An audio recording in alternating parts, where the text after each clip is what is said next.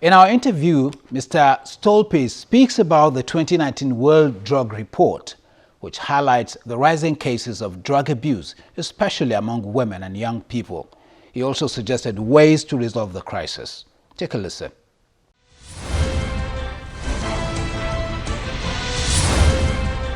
Mr. Oliver Stolpe, thank you for joining us on Dateline Abuja. Thank you so much for having me. Now, let's begin this conversation by discussing this appalling rate of drug abuse in Nigeria. Now, from your report, the latest report, over 10 million Nigerians are using cannabis. This is a huge figure by every standard. What is responsible for this? Well, the risk factors that contribute to drug use are quite diverse, and they also differ across countries and levels of development. I think if we are looking at countries such as the United States, also many European countries, probably the risk factors that are more driving young people in particular to use drugs are typically linked to excitement, enhancing experiences, group dynamics, and the like. In the case of countries, in particular in the African context, but also many other places in the world, we see more drug use that is linked to coping with the socio-economic hardships, family neglect, abuse, and these kind of situations that people of course face, also many young people face, that are typically driving drug use. One of your observations, Mr. Stolpe, is that the increasing abuse of drugs, particularly you're talking tramadol, you're talking codeine. Conversely, there is even less drug for pure medical use. Yes. That's a very good observation that you're making here. We're living in this paradox actually at the moment in Nigeria, that on the one hand we have a relatively large population that uses medical drugs for non-medical purposes. That in concrete numbers we're talking about 7 million in total that use tramadol or use codeine or other similar types of drugs for non-medical purposes. And then at the same time we have a very large number of populations who struggles to get access to critical medicine, in particular for pain treatment, tramadol being one of those. So it is a weird situation that we find ourselves in. Now, let's try to see if we can gauge the consequence of this on a country like Nigeria that is battling so many challenges on so many fronts. Now, add this to whatever challenges the country is facing at the moment, and you have a very disturbing situation. What would be the consequences in the immediate and in the long term? Well, in the immediate term, obviously, we're dealing essentially with a drug use that is particularly prevalent amongst the 25 to 40-year-old. That is where we see the highest concentration of drug use. Now that is the years when you're supposed to be most productive in terms of your economical contribution to the country, to your family, to society in general. And obviously losing out on that to some extent due to the use of drugs is of big concern. I'm sure there are so many, I mean, it's an issue that's been of concern to the government as well, and there are some steps that have been taken. I'd like to hear from your own perspective, what is it that this country needs to do and do fast to perhaps stem this disturbing tide? Well, first of all, I need to agree with you. What we have seen at present, in particular by the current government of President Buhari, last year he inaugurated the Presidential Advisory Committee on the Elimination of Drug Abuse. I can see the work of the committee progressing extremely well. We're going to be expecting their report in the coming days, if weeks at most. We are also working together with our Nigerian partners on the new National Drug Control Master Plan. We hope very much, and we have good reasons to do so, that drug control master plan will fully implement what we refer to as a balanced approach.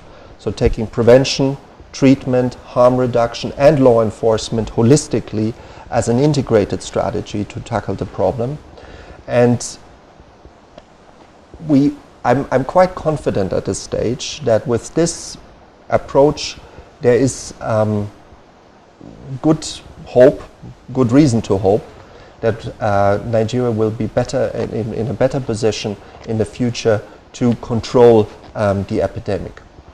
What really needs to happen is that the resources are made available once the plan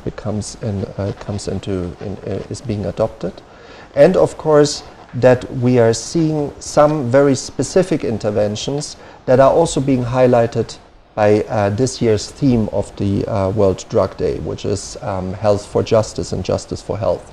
What does that mean? That means everyone that needs treatment should get the treatment they need, that our prevention efforts need to be more integrated, so it's not enough to go to children or adults and tell them to stay away from drugs, but that approach needs to be, first of all, founded in building resilience at the individual level to resist the pressures, temptations of drugs, but then also at the society-wide level to include them in societal inclusion programs so that they can be truly effective. And finally, and that's for me a very important point, is the strategies going forward should be really evidence-based. That means both evidence-based in terms of determining what is going to be done concretely in terms of interventions, and also having the basis against which we can then measure the actual effectiveness of these interventions.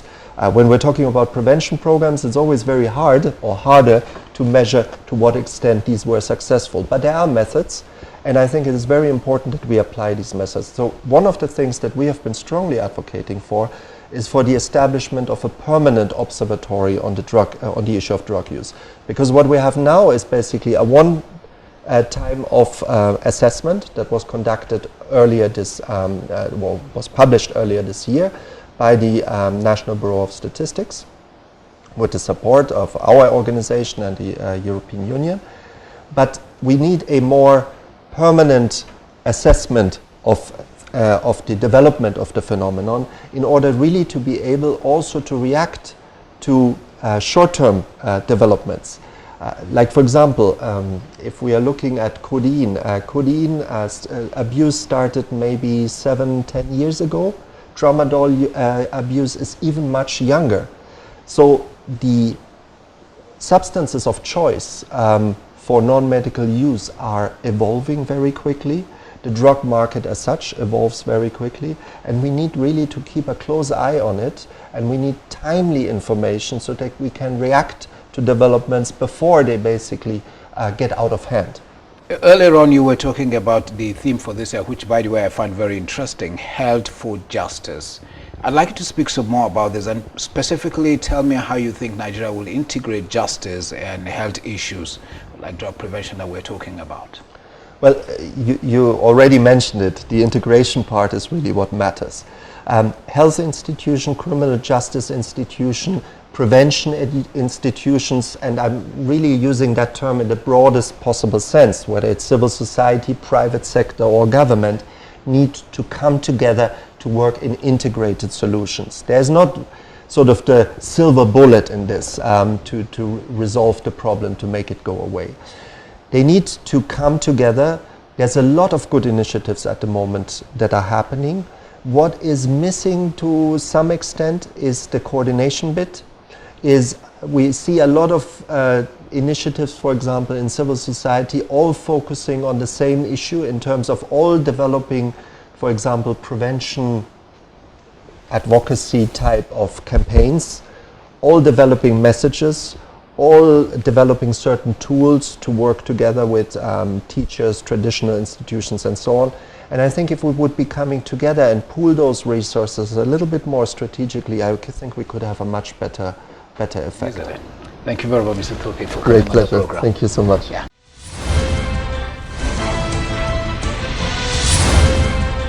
Now, I must thank you very much for staying with us. We have some reactions to the last conversation with the Executive Secretary of TED Fund. Paul E.G. is writing from the Fiji Island, and he says, I do know that the government and stakeholders often do not use the ideas that are produced, but it is still important that these ideas are still created. I only hope that TED Fund can document the findings as they come along, and someday someone might use them. We would like to hear from you on some of the issues raised during the conversation on the rising cases of drug abuse in the country. You can also react to the report on the plans to sanction butchers who use tires to burn slaughtered animals before selling them to consumers. Please send your views and comments using the email address and Twitter handles on your screen. Also, be sure to share anything happening within your locality. You may watch any episode of the program on YouTube. I'd like to thank you once again for watching. I'm Ibrahim Adra, and we'll see you next week.